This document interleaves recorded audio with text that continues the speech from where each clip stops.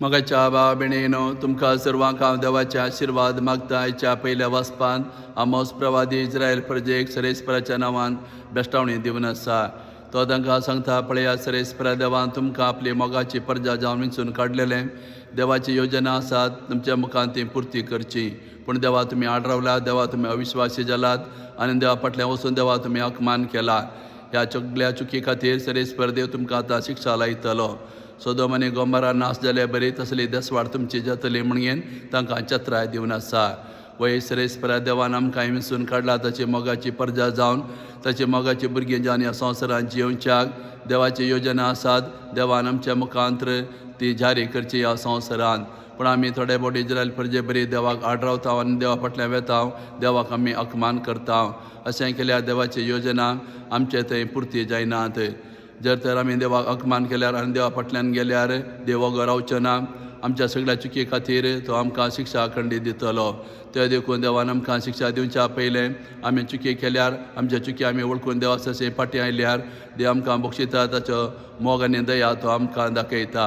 आनी जरी तरी आमी देवान चत्राय दिल्ली आसतना आमचे जिवी बदली ना जाल्यार देवाची शिक्षा भोगूंक आमी तयार रावचें पडटा. असली चत्राय हें वाचप आमकांय दिवन आसा. तशें आयच्या बांजलांत आमी पळयलें, आपोस्तल जे सांगता दोणेर बसून प्रयाण करतना वारें वादळ उरता, उदकाची ल्हारां ताच्या दोणी पडून ताची दोण बुडून जाता. आनी हें पळोवन आपोस्तल भियेतात, कांगाल जातात. त्या दोणयेर जेजू आसलो, न्हीद काडत आसलो.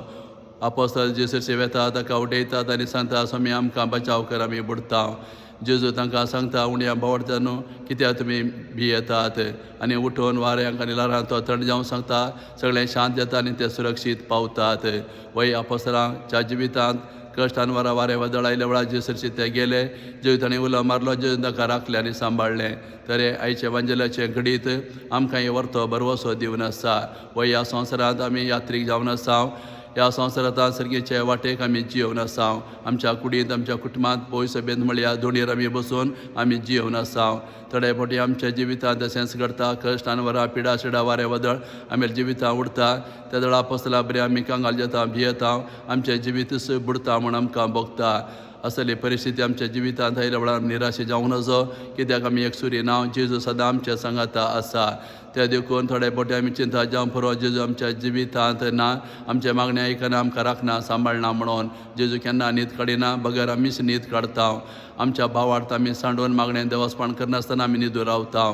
ते देखून समस्या, पिडा शिडा, वारें वादळ आयल्या वेळार आमी जेजूचे आमी गेल्यार आमच्या मागण्या मुखांतर आमी भावार्थां जेजूचे गेल्यार आनी जेजू लागीं मागल्यार खंडीत जेजू आमच्या जिवितांत आयिल्ले सगळे कश्टान वरां, वारें वादळ थंड कर घेवन आमकां तो निवारता, राखता, सांबाळता. असलो संदेश जेजू ह्या वांजेलाच्या घडिता वरवीं आमकां दिवन आसा.